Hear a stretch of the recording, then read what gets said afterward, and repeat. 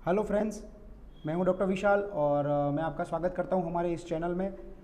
देखिए, last 2 sessions में हम लोगों ने डिस्कस किया था कुछ हमारे संविधान की विशेषताओं के बारे में, कुछ salient feature of our constitution, ठीक है।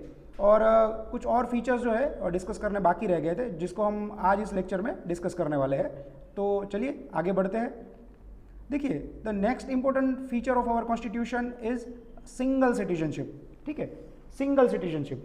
देखिए, हमारा जो संविधान है ना, वो हमारे लिए सिंगल सिटीजनशिप का प्रावधान करता है, ठीक है, single citizenship, and that is the Indian citizenship, ठीक है, that is the Indian citizenship. हमारा संविधान हमारे लिए सिंगल सिटीजनशिप का प्रावधान करता है, that is the Indian citizenship. We all are Indian, ठीक है, वी ऑल आर इंडियन। लेकिन देखिए, यूएसए में क्या है, यूएसए में हमारी तरह नहीं है। यूएसए में ड्यूअल सिटीजनशिप दी जाती है वहाँ के नागरिकों को। ड्यूअल सिटीजनशिप का मतलब क्या होता है कि उनको एक तो यूएसए की सिटीजनशिप भी मिलती है, दूसरी उनको मिलती है कि वो जिस स्टेट में रहते हैं ना, उस स्टेट की भी सिटीजनशिप मिलती है उनको। तो इस तरह से यूएसए के जो सिटीजन है ना, वो ड्यूअल सिटीजनशिप को एंजॉय करते हैं। लेकिन हमारे संविधान निर्माताओं ने हमारे लिए हमारे कॉन्स्टिट्यूशन में सिर्फ सिंगल सिटीजनशिप का प्रावधान किया है। अच्छा, ऐसा क्यों किया होगा? आपको क्या लगता है, क्या वो लोग ड्यूअल सिटीजनशिप नहीं दे सकते थे हमारे संविधान में? नहीं दोस्तों, ऐसा नहीं है। देखिए, जब हमारे संविधान का निर्माण हुआ, जब हम इंडिपेंडेंट हुए ना, उस टाइम पे हमारे देश में बहुत सारी विविधताएं थी, लिंग्विस्टिक विविधताएं, रिलीजियस, कास्ट, ठीक है, इन सारी चीज़ों को लेकर बहुत ज़्यादा डिफरेंसेस थे। तो संविधान निर्माताओं ने इन सब डिफरेंसेस को आउटकम करने के लिए, इन सब डिफरेंसेस से बाहर आने के लिए, हमारे नागरिकों के अंदर एकता की, यानी कि इंटीग्रिटी की, बंधुत्व की भावना को बनाए रखने के लिए उन्होंने हमारे संविधान में सिंगल सिटीजनशिप, यानी कि citizenship of India, only India, ठीक है, इसका प्रावधान किया था। इसलिए उन्होंने ड्यूअल सिटीजनशिप को नहीं रखा था। अब देखिए, सिंगल सिटीजनशिप होने का एक और इम्पोर्टेंस है कि ये जो है ना, हमारे अंदर इक्विलिटी की, ठीक है, इक्विलिटी की भावना को प्रोत्साहन देता है। ये सिंगल सिटीजनशिप दिखाता है कि भाई हम सब भारतीय एक है, ना कोई अमीर है ना कोई गरीब है, ठीक है, ना कोई पैसे वाला है ना कोई गरीब है, सारे के सारे इंडियंस एक जैसे हैं, वी ऑल आर सेम, ठीक है। अब इस तरह से सिंगल सिटीजनशिप जो है ना, हमारे अंदर ब्रदरहुड की भावना को, इक्विलिटी की भावना को, हमारे अंदर इंटीग्रिटी की भावना को प्रोत्साहन देता है। इसीलिए हमारे संविधान निर्माताओं ने हमारे संविधान में सिंगल सिटीजनशिप का प्रावधान रखा था। इसके लिए, इसके बारे में मैं ना आपको एक और चीज़ बताना चाहूँगा।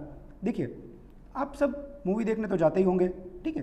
तो हाल ही में कुछ 2-3 साल पहले सुप्रीम कोर्ट ने एक वर्डिक्ट दिया था कि जब भी है ना, आप थिएटर में मूवी देखने जाओगे ना, जब थिएटर में मूवी प्ले होगी ना, उसके पहले नेशनल एंथम बजाया जाएगा, ठीक है, हमारा नेशनल एंथम बजाया जाएगा। भाई ऐसा क्यों? जब ये वर्डिक्ट आया था ना, तब बहुत सारे लोगों ने बोला था कि भाई ये पैट्रियोटिक डिसीजन है, ऐसा नहीं हो सकता, भाई हमारी मर्जी।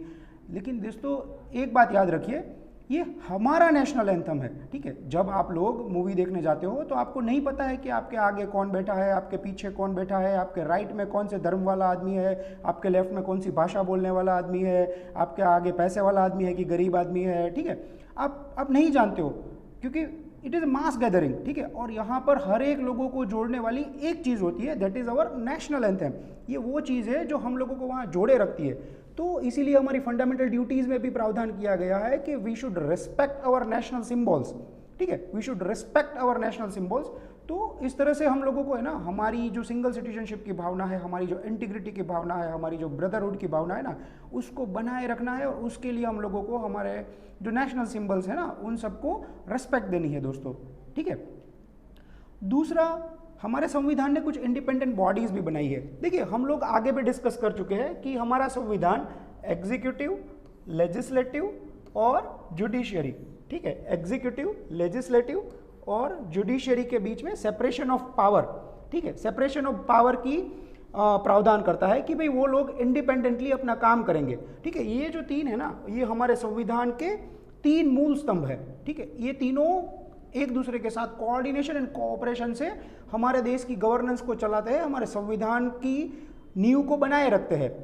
इसके अलावा हमारे संविधान ने कुछ और इंडिपेंडेंट बॉडीज की भी प्रावधान रखा हुआ है कि भाई ऐसा नहीं है कि हर एक चीज़ को भी सरकार ही करेगी, ऐसा नहीं है। सरकार को अपने काम में मदद करने के लिए भी कुछ इंडिपेंडेंट बॉडीज का प्रावधान किया गया है, जैसे कि इलेक्शन कमीशन ऑफ इंडिया। ठीक है, इलेक्शन कमीशन ऑफ इंडिया ये अपने आप में एक बहुत ही स्ट्रांग बॉडी है। It is a very strong body. देखिए, इलेक्शन कमीशन ऑफ इंडिया जो है ना, वो क्या करवाता है, ये हमारे प्रेसिडेंट साहब के, वाइस प्रेसिडेंट साहब के, पार्लियामेंट के एंड स्टेट लेजिस्लेटिव असेंबली, इसके इलेक्शन करवाता है। देखिए, आप लोग जैसे जैसे पढ़ेंगे ना आगे, हम देखेंगे कि भाई election commission of India has a so much power, it is a too much power. ठीक है, इसके ऊपर किसी भी गवर्नमेंट का कोई रोफ नहीं चलता है, it is not come under the pressure of any government. ठीक है, तो इलेक्शन कमीशन ऑफ इंडिया। दूसरा है CAG, controller and auditor general of India.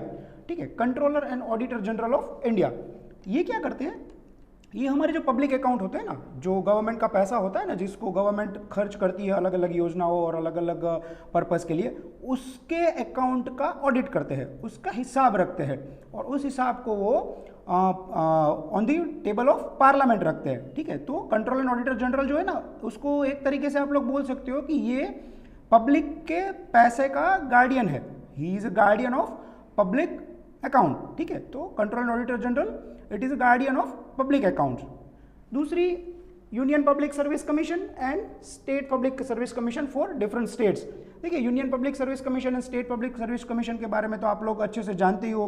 ठीक है, ये क्या करते हैं कि यूनियन पब्लिक सर्विस कमीशन जो है ना, वो ऑल इंडिया सर्विसेज एंड कुछ हायर सेंट्रल सर्विसेज के लिए एग्जाम्स कंडक्ट करते हैं और उन लोगों की रिक्रूटमेंट करते हैं। तो इस तरह से ये भी एक इंडिपेंडेंट बॉडी है। और स्टेट पब्लिक सर्विस कमीशंस अपने स्टेट में जो सर्विसेज होती है, हायर सर्विसेज, उसके लिए एग्जाम्स कंडक्ट करते हैं और अपने स्टेट में हायर पोस्टिंग के लिए रिक्रूट करते हैं सिविल सर्वेंट्स को। ठीक है, तो ये जो इंडिपेंडेंट बॉडीज है ना, उन लोगों को अपनी इंडिपेंडेंस को एंजॉय करने के लिए, यानी कि उसके ऊपर किसी भी पॉलिटिकल पार्टी का या सरकार का दबाव ना रहे ना, उसके लिए भी संविधान में कुछ प्रावधान किए गए हैं। जैसे कि इन लोगों का जो अपॉइंटमेंट होता है, उनका एक फिक्स तरीका होता है, उनका कार्यकाल जो है वो भी फिक्स होता है।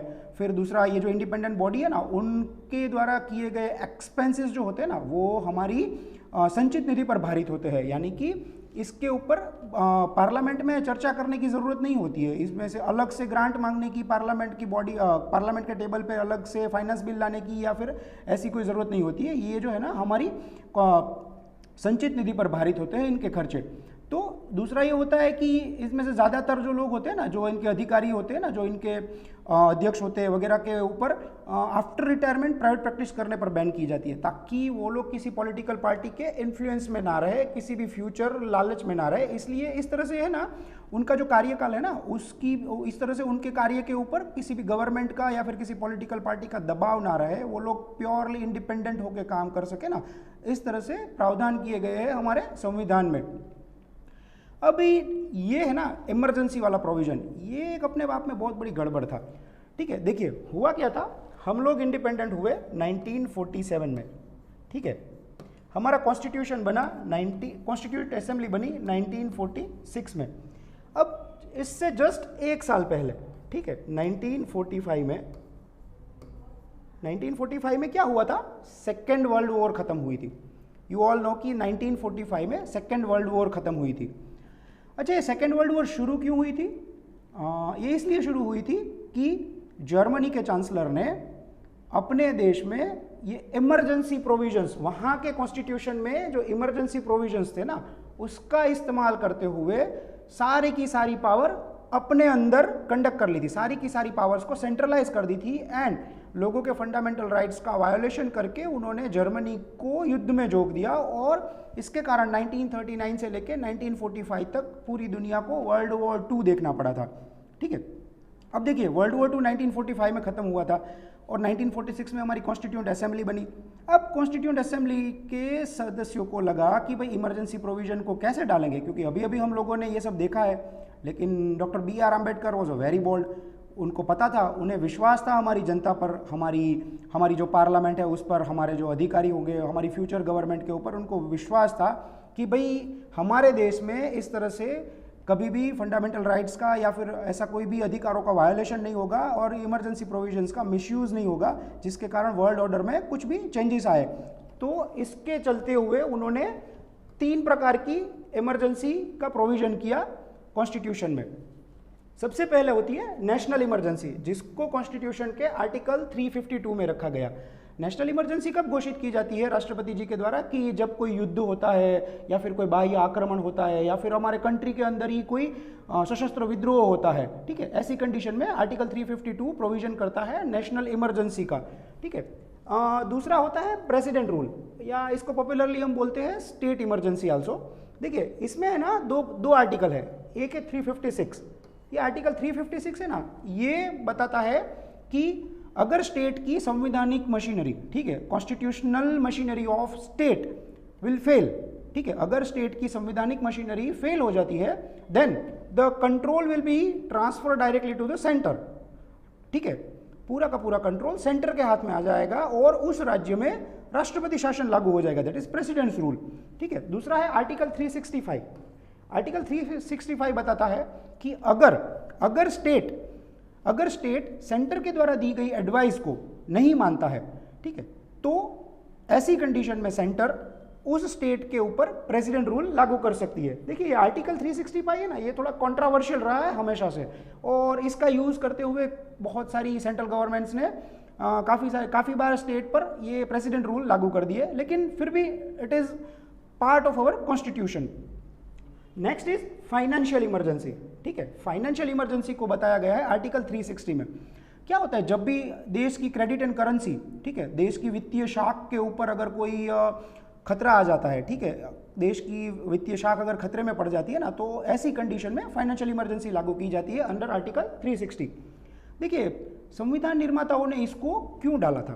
संविधान निर्माताओं ने इसको कॉन्स्टिट्यूशन में इसलिए डाला था कि ऐसी कंडीशन में जब सिचुएशन नॉर्मल से थोड़ी अलग हो, एबनॉर्मल कंडीशन हो, जब बहुत ज़्यादा विद्रोह हो रहा हो या फिर कुछ ठीक से चल ना रहा हो, ऐसी कंडीशन में हमें देश की sovereignty, unity, integrity and security को प्रोटेक्ट करना है। तो इसको प्रोटेक्ट करने के लिए क्या होगा कि हमें पावर को सेंटर के हाथों में ट्रांसफर करना पड़ेगा, ठीक है, हमें सेंटर को पावरफुल बनाना पड़ेगा, तभी तो वो हमारे देश की sovereignty, unity, integrity and security को प्रोटेक्ट कर पाएगा। इसलिए संविधान निर्माताओं ने इस इमरजेंसी प्रोविजंस के प्रावधान को हमारे संविधान में डाला था, ठीक है। जैसे हम लोगों ने अभी डिस्कस किया कि इमरजेंसी के कंडीशन में हमारा सेंटर जो है ना, central government, it become a more powerful, ठीक है।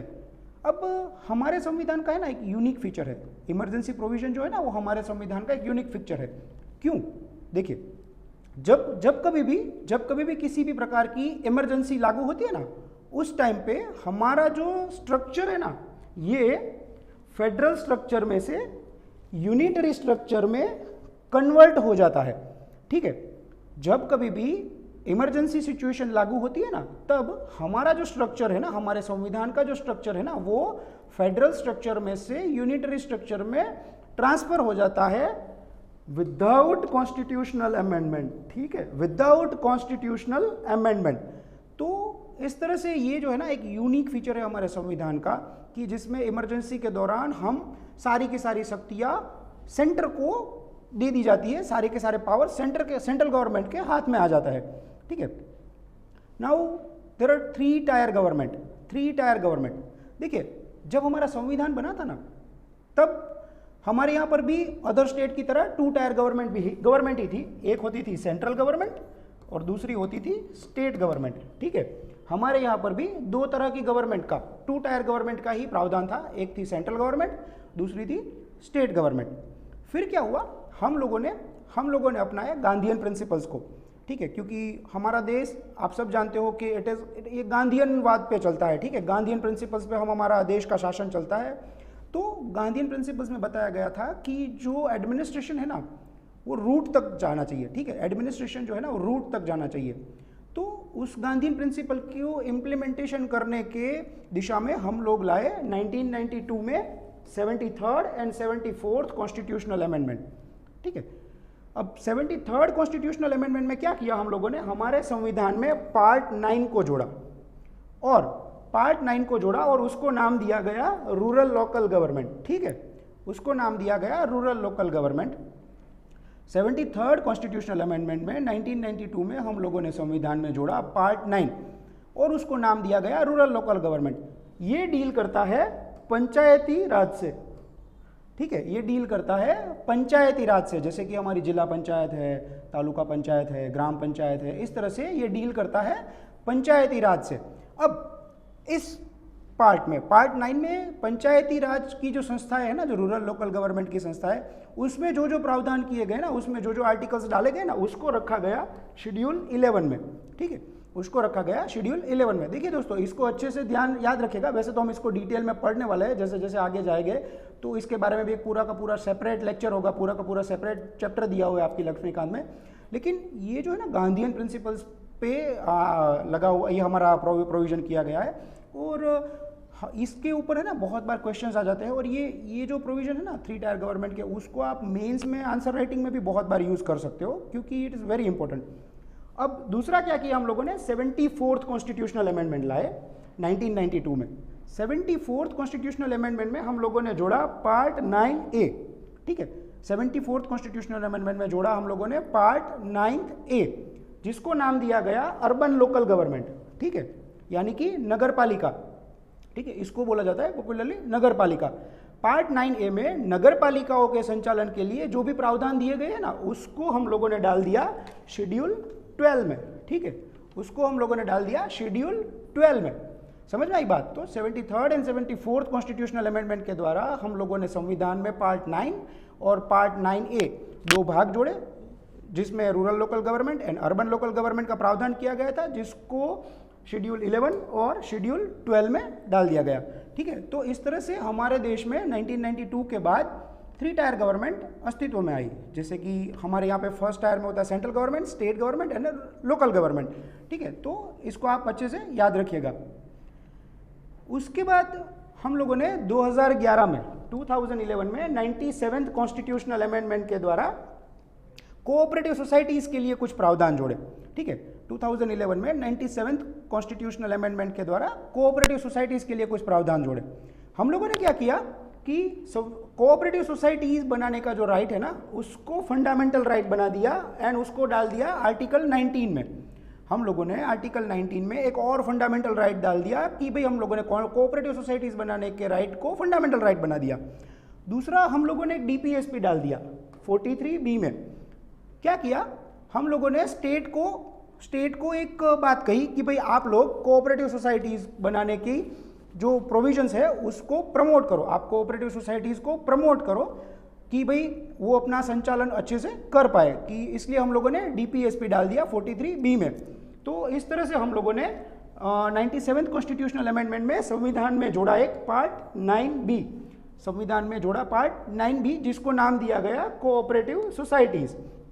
ठीक है, 97th कॉन्स्टिट्यूशनल अमेंडमेंट के द्वारा हम लोगों ने पार्ट 9B को कॉन्स्टिट्यूशन में जोड़ा, उसको नाम दिया गया कोऑपरेटिव सोसाइटीज, जिसके अंदर आर्टिकल 243ZH से लेके 243ZT तक अलग अलग प्रावधान किए हैं कि भाई किस तरह से कोऑपरेटिव सोसाइटी बनाई जाएगी, उसका एडमिनिस्ट्रेशन किस तरह से किया जाएगा, उसका फंडिंग क्या होगा, फंडिंग के नियम क्या होंगे।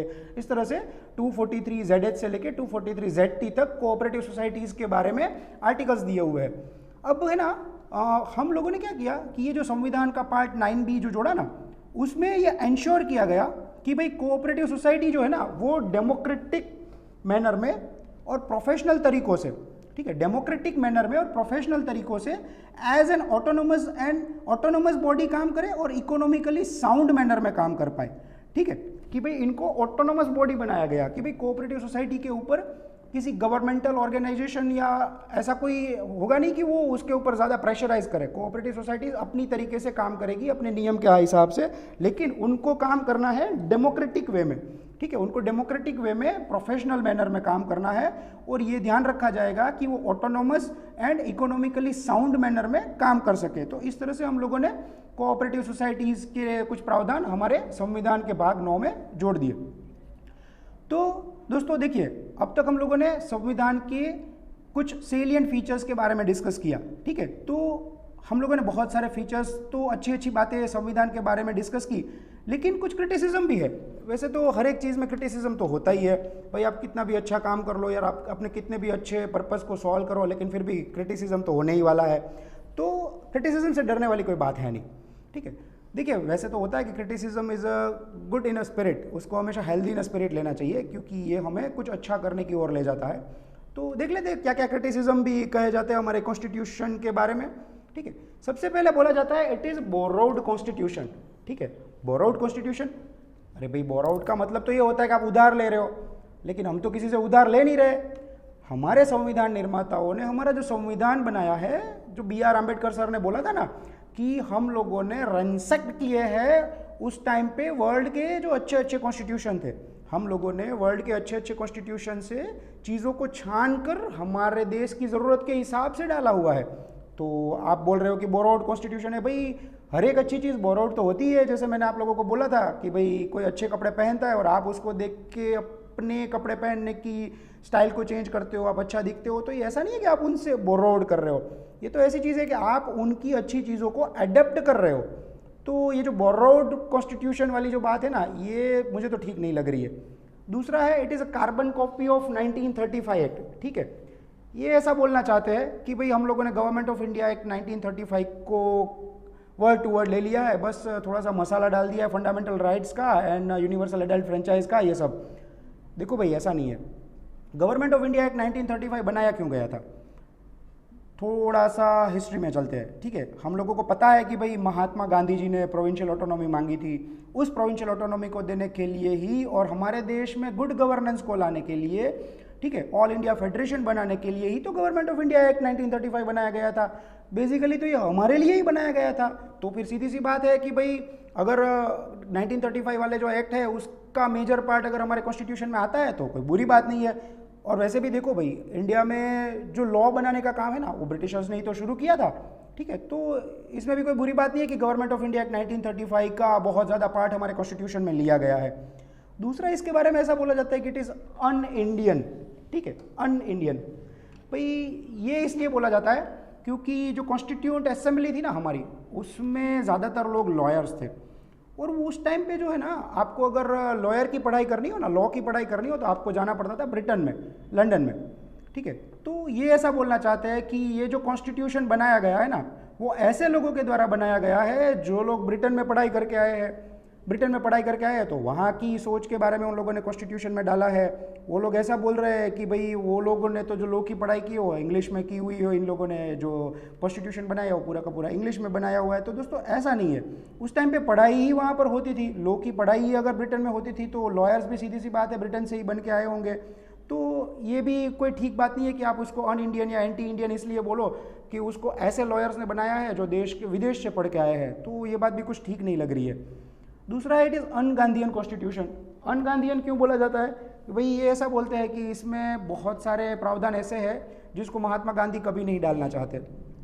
लेकिन दोस्तों मुझे नहीं लगता है कि इसमें ऐसा कोई ऐसी कोई चीज़ है जिससे महात्मा गांधी खुश नहीं होते या फिर महात्मा गांधी ऐसा बोलते कि भाई ये हमारे देश के लिए ठीक नहीं है। तो इस बात को भी कुछ ज़्यादा डिस्कस करने वाली बात है नहीं इसमें। दूसरा ये बोल रहे हैं कि एलिफेंटाइन साइज़ है, एलिफेंटाइन साइज़ है, ठीक है कोई बात नहीं, क्योंकि हमारे कॉन्स्टिट्यूशन ने अपना पर्पस सॉल्व किया है। ठीक है, हमारे अंदर हमारे कॉन्स्टिट्यूशन में जो गवर्नेंस की जो गाइडलाइन एंड पॉलिसीज़ है वो भी दी गई है, फंडामेंटल राइट्स दिए गए हैं, नागरिकों को एक अच्छा जीवन देने के प्रिंसिपल्स दिए गए हैं। तो ये अपना पर्पस सॉल्व कर रहा है। बड़ा है तो क्या हो गया, बड़ा है तो बुरा है ऐसा थोड़ी ना है भाई। तो आप ऐसा तो बोल नहीं सकते हो एलिफेंटाइन साइज है तो क्या बात हो गई उसमें। लेकिन इसने अपना पर्पस तो सॉल्व कर दिया ना, इसने इट इज स्टिल स्टूड। ठीक है ना, हमारा कॉन्स्टिट्यूशन आज भी अपना पर्पस सॉल्व कर रहा है। ठीक है, आज़ादी के आज 75 साल से ऊपर हो गया, लेकिन फिर भी हमारा कॉन्स्टिट्यूशन स्टिल प्रेजेंट। ठीक है ना, तो ये बात भी कुछ ठीक नहीं रहेगी। दूसरा बोला जाता है कि पैराडाइज ऑफ लॉयर, ऐसा बोला जाता है कि भाई इसकी जो लैंग्वेज है ना वो बहुत ही क्रिटिकल है, तो आम आदमी को तो ये समझ में आएगी नहीं। तो उसको क्या होगा कि उसकी इंटरप्रिटेशन के लिए हर वक्त लॉयर्स के पास जाना पड़ेगा, क्योंकि इससे लॉयर्स को काम मिलता रहेगा और वो मतलब लोगों को मिसगाइड भी कर सकते हैं, ऐसी चीज़ें बोली जाती है। लेकिन देखो लॉयर्स तो है ना, they are experts in law, वो तो किसी भी कंट्री के कॉन्स्टिट्यूशन में गलती निकालेंगे, वो किसी भी कंट्री के कॉन्स्टिट्यूशन को क्रिटिसाइज़ कर सकते हैं। तो ये बात भी कुछ ठीक नहीं लग रही है। लेकिन देखो भाई, आप लोगों का काम है एग्ज़ाम देना। ठीक है, अगर एग्ज़ाम में पूछा जाता है कि भाई आप हमारे कॉन्स्टिट्यूशन के क्रिटिसिज्म के बारे में बताओ, तो आपको ये फर्स्ट से लेके आखिरी तक सारे के सारे पॉइंट्स लिख के आने हैं regarding the criticism of our constitution. ठीक है दोस्तों, तो ये कुछ चीज़ें हो गई, हमने डिस्कस की the salient feature of our constitution के बारे में। उम्मीद करता हूँ आप लोगों को लेक्चर अच्छा लगा होगा। ठीक है, अगर आपको लेक्चर अच्छा लगा हो तो कमेंट बॉक्स में बताइए, वीडियो को लाइक कीजिए और ज़्यादा से ज़्यादा शेयर करिए। ठीक है, नेक्स्ट लेक्चर में मिलते हैं नेक्स्ट अच्छे से टॉपिक के साथ, जिसमें हम पढ़ाई करने वाले हैं किस तरह से हमारा कॉन्स्टिट्यूशन का प्रीएम्बल बना और किस तरह से हम लोगों ने इस प्रीएम्बल को हमारे कॉन्स्टिट्यूशन में अडॉप्ट किया और उसकी कुछ अच्छी अच्छी बातों के बारे में। ठीक है, तो मिलते हैं नेक्स्ट लेक्चर में, तब तक के लिए गुड बाय, अलविदा, जय हिंद।